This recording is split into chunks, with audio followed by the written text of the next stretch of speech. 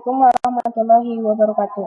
Ya, selamat pagi. Kami dari kelompok 1 yang beranggotakan yang pertama Dea Umay Bindari nomor absen 8, yang kedua Irsyad Habsoro Listiansyah nomor absen 14, yang ketiga Maryam Sabrina Gemurjari nomor absen 19, nomor 4 Rifka Anissa Arin nomor absen 24, yang kelima Sabrina Rizky Amalia nomor absen 25, dan yang terakhir Tahtalia nomor absen 27. Kami akan menjelaskan materi tentang perangkat keras akses internet dan fungsinya. Yang pertama adalah personal komputer atau PC. Komputer yang berfungsi sebagai file server sebaiknya mempunyai unjuk kerja yang tinggi dibandingkan yang berperan sebagai workstation. Kenapa harus yang berunjuk kerja tinggi? Karena komputer itu akan melayani semua permintaan dari komputer lain, baik untuk mengatur pertukaran data, mengakses printer, dan sebagainya. Yang kedua adalah Network Interface Card atau NIC Wireline. Saat ini banyak sekali dijumpai berbagai tipe NIC. Yang umum dijumpai di pasaran adalah tipe PCI.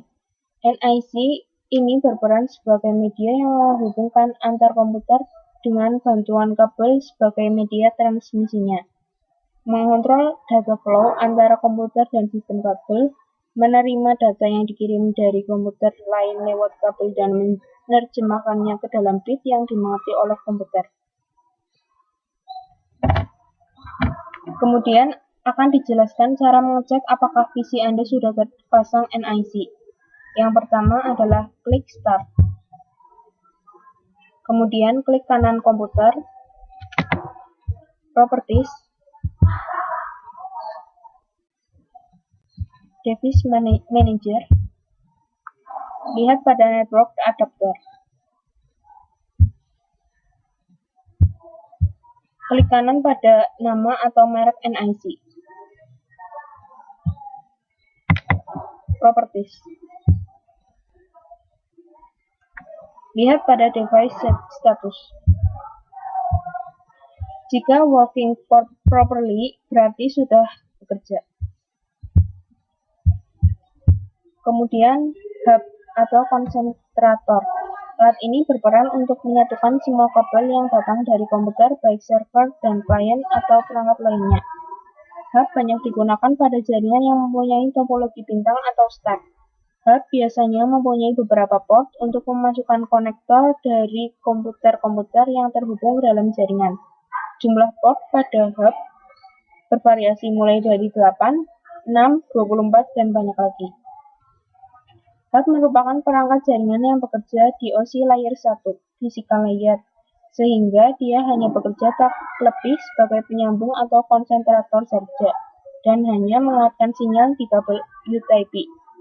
Hub tidak mengenal MAC addressing atau physical addressing, sehingga tidak bisa memilih data yang harus ditransmisikan, sehingga collision tidak bisa dihindari dari penggunaan hub ini. Yang keempat adalah switch, merupakan perangkat jaringan yang bekerja pada OSI layer 2 data link layer. Switch bekerja sebagai penyambung atau konsentrator dalam jaringan. Switch mengenal MAC addressing sehingga bisa memilah paket data mana yang akan diteruskan kemana. Dan switch ini digunakan sebagai repeater atau penguat. Berfungsi untuk menghubungkan kabel-kabel UTP kategori 5 atau 5E, komputer yang satu dengan komputer yang lain. Dalam switch biasanya terdapat routing. Routing sendiri berfungsi untuk batu loncat untuk melakukan koneksi dengan komputer lain dalam LAN. Gambar switch mirip dengan hub.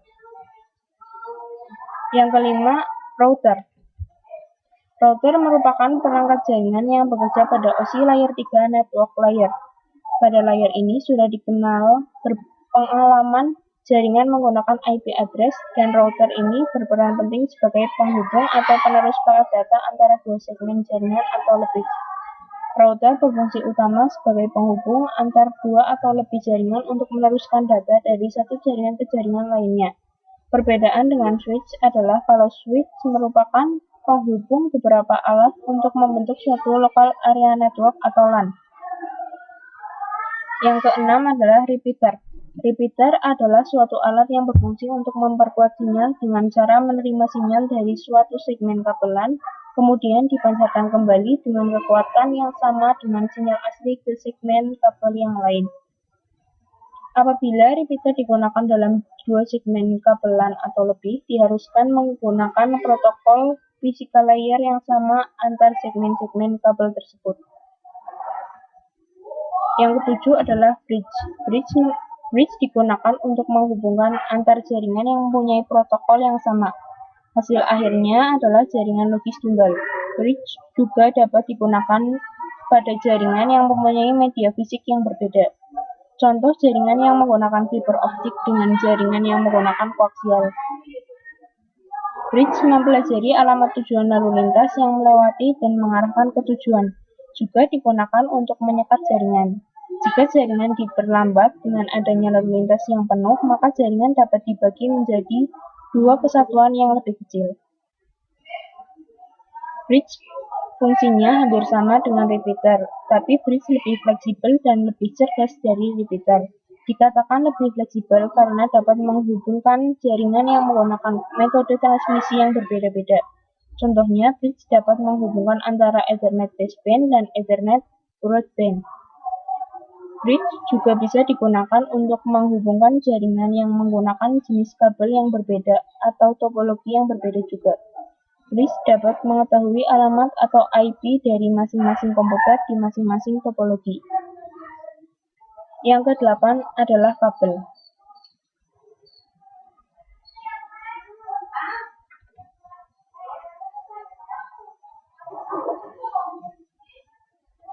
Kabel twist pair Ethernet. Gambar kabel twist pair mirip dengan kabel pada telepon. Di dalamnya ada beberapa pasangan kabel yang saling terpelintir dengan pasangannya sehingga disebut twist pair.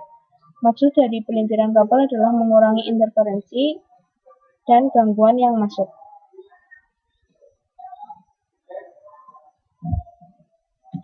Kemudian kabel Thin Ethernet atau ThinNet.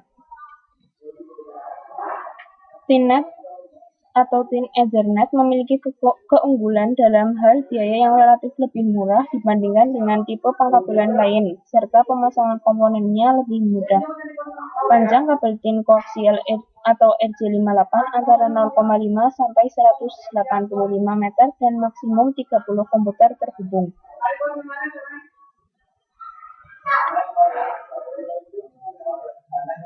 Kemudian kabel fiber optik. Jaringan yang menggunakan kabel fiber optik biasanya perusahaan besar dikarenakan harga dan proses pemasangannya lebih sulit. Namun demikian, jaringan yang menggunakan fiber optik dari segi kehandalan dan kecepatan tidak diragukan.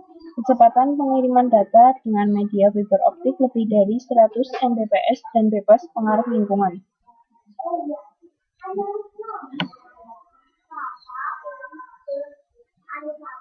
Kemudian yang ke-8 adalah konektor. Konektor berguna untuk menghubungkan ujung kabel yang akan dipasangkan pada NIC. Jika akan menggunakan kabel U-Type, memakai konektor yang dipakai adalah tipe EJ45. Jika kabel koaksial, maka menggunakan konektor tipe BNC. Jika fiber optik, maka konektornya adalah SG.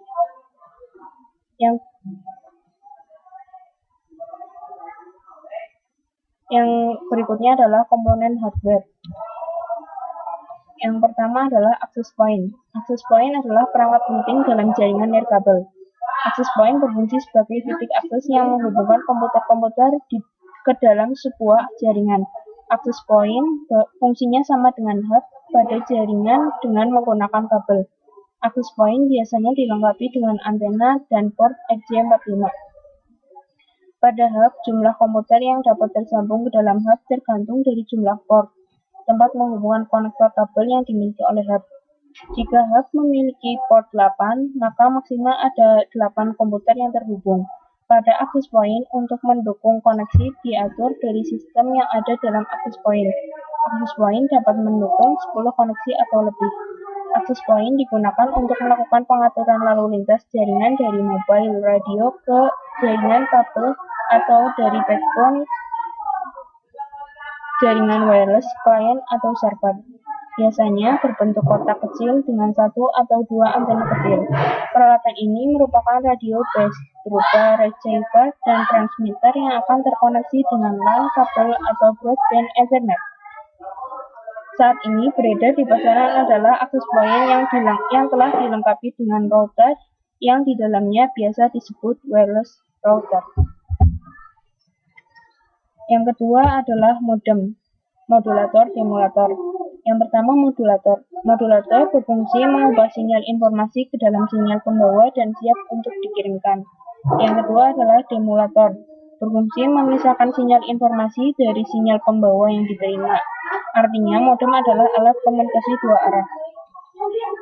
Sekian penjelasan dari kelompok kami. Kemudian kami akan menayangkan video tentang perangkat keras akses internet.